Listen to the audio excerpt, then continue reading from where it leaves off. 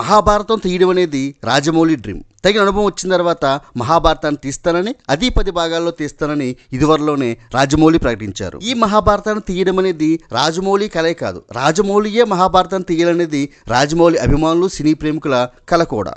కానీ కొన్నేళ్లుగా రాజమౌళికి షాక్ ఇచ్చేలా అనేక మంది అనేక ప్రాజెక్టులు ఈ మహాభారతంపై అనౌన్స్ చేశారు.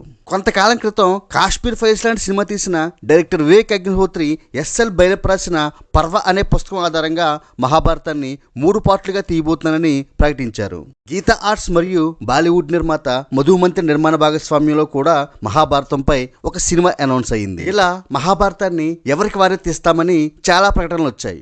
ఎంటీ వాసుదేవన్ నాయర్ రంధమోజు నవల ఆధారంగా మోహన్ లాల్ ప్రధాన పాత్రలో భీముడి కోణంలో సాగే మహాభారతం ప్రాజెక్ట్ అనౌన్స్ అయినప్పుడు, మహాభారతం అనేది మహాసముద్రం లాంటిది, అందులో నుంచి వాళ్ళొక చెంబుడు నీళ్ళు తీసుకుంటే నేనొక చెంబుడు నీళ్ళు తీసుకుంటాను, ఇంకో 1 కోటి మంది తీసిన మహాభారతం తిరిగేది కాదని ఒక ఇంటర్వ్యూలో చెప్పారు రాజమౌళి.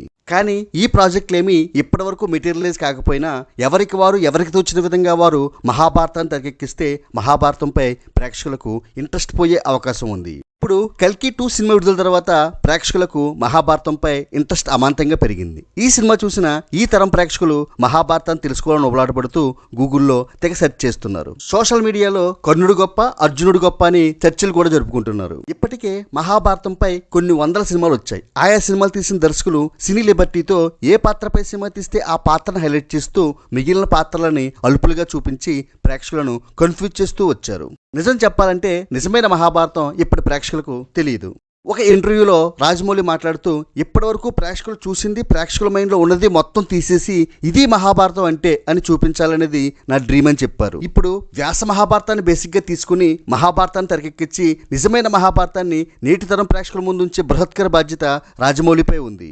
రాజమౌళి మహేష్ బాబుతో చేసే సినిమాకి ఎంత లేదన్నా 2-3 ఏళ్ళు పట్టొచ్చు. తర్వాత ప్రాజెక్టుగా రాజమౌళి మహాభారతం తెరకెక్కించాలి. రాజమౌళి నెక్స్ట్ ప్రాజెక్టు మహాభారతం అని వార్తలు కూడా వస్తున్నాయి. ఎందుకంటే మహాభారతాన్ని 4-5 పార్ట్లుగా తీసినా కూడా ఈ సినిమా పూర్తవడానికి 10-15 ఏళ్ళు పడుతుంది. కనుక రాజమౌళి వయసురీత్యా కూడా ఈ ప్రాజెక్ట్ని తొందరగా మొదలు పెట్టడం మంచిది.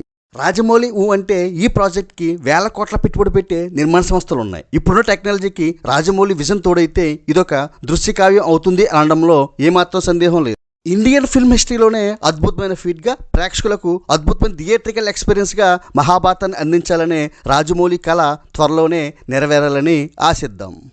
Please do like, share and subscribe cine master. Thank you. మీ కృష్ణారెడ్డి.